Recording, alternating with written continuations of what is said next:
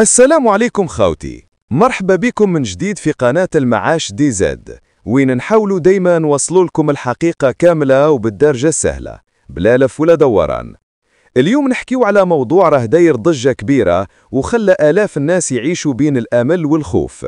الموضوع هو تعديل المادة 19 من قانون المنحة الجزافية للتضامن، المادة اللي كانوا يسموها الشرط التعجيزي. قبل ما نحكيو على التعديل لازم نرجعوا شوية للوراء باش نفهموا الصورة كاملة.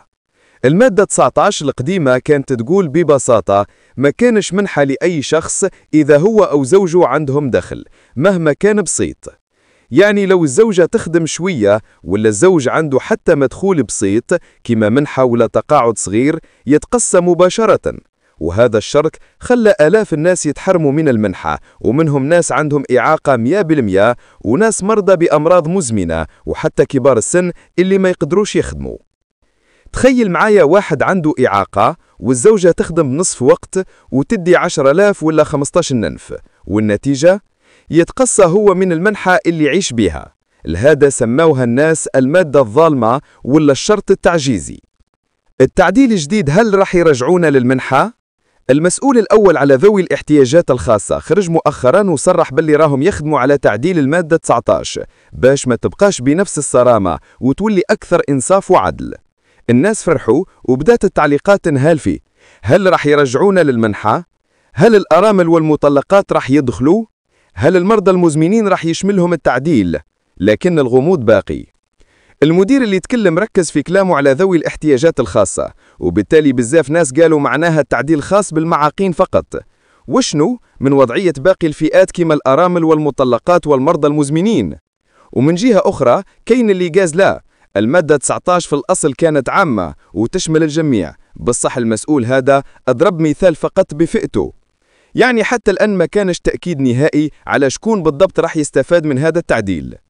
الناس كامل راهم يستناوا المرسوم التنفيذي في الجريدة الرسمية، لأنه بلا ما يخرج نص رسمي كل شيء يبقى مجرد كلام. بمعنى آخر التعديل معلن عليه بصح ما دخلش بعد في التنفيذ.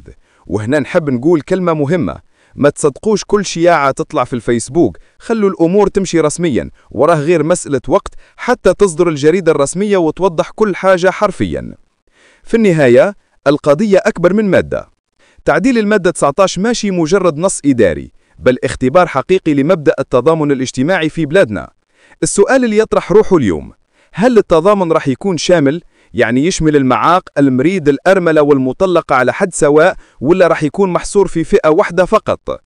الجواب هذا راح تجيبه الجريدة الرسمية، واللي راح تحدد ماشي غير مصير المنحة بل حتى ملامح العدالة الاجتماعية في المرحلة الجاية.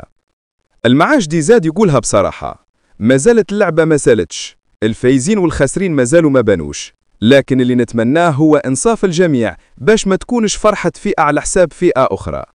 خاوتي، الصبر مفتاح الفرج، وما ننساوش باللي الجزائر راهي داخلة في مرحلة إصلاحات اجتماعية كبيرة، وكل تعديل راهو خطوة نحو العدالة. ربي يجيب الخير ويكون في عون كل محتاج، وإن شاء الله نسمع أخبار تفرح الجميع في القريب العاجل.